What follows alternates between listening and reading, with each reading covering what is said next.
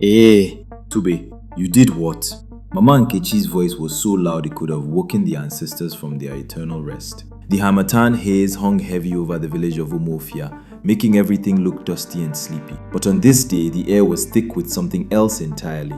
It all started at the busy stream, the one where the women gathered to wash clothes, share gossip, and settle village matters without a chief present. The sun was hot, the chatter was loud, and 7-year-old Tobe was being a complete menace.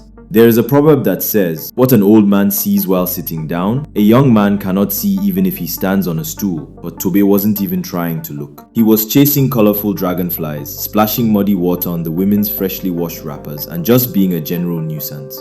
Most of the women just hissed and muttered, "This boy has no home training, But then, Tobe did the unthinkable. Old Papa Ade, his back bent from a lifetime of tapping palm wine, was slowly making his way past the stream. His walking stick made a soft thump-thump sound on the dusty path. He paused to greet the women, his voice a low, raspy rumble. Tobe, in a crazy fit of playfulness, ran up behind him and pa! The sound of the small slap echoed across the stream, a child's hand against a wrinkled, worn cheek. It wasn't a hard slap, more like a cheeky tap, but in Umuofia, it was like setting fire to the king's sacred yam barn. Complete silence. Even the noisy weaver birds in the palm trees stopped their singing.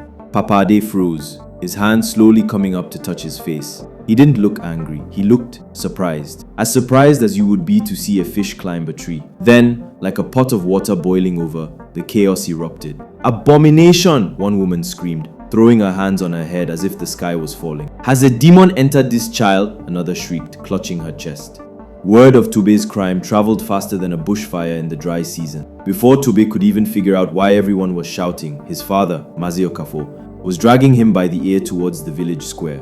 Mazio Kafo's face was a storm cloud. He knew that a child who refuses to listen to his mother's advice will get his lessons from the outside world. The elders sat on their carved stools under the giant Iroko tree, their faces as grim as a failed harvest. Papa Ade was there looking small and sad. "Tobe!" boomed the voice of the eldest Chief Okoye. His voice was calm, but it carried the weight of the entire village. "Do you understand what you have done?" Tobe, now trembling like a leaf in a storm, could only nod, hot tears streaming down his face. "You have not just slapped Papa Ade," Chief Okoye continued, his eyes fixed on the boy. "You have slapped his age. You have slapped his wisdom. You have slapped every grandparent in this village. When a child learns to wash his hands properly, he is allowed to eat with the elders. But you, my son, have used your hands to fetch shame for your family." The punishment was swift and to Tobe very strange. He wasn't beaten with a cane. Instead, he was ordered to become Papa Ade's personal servant for one whole market week. He had to fetch the old man's water every morning, carry his low stool to the square, and follow him everywhere like a shadow.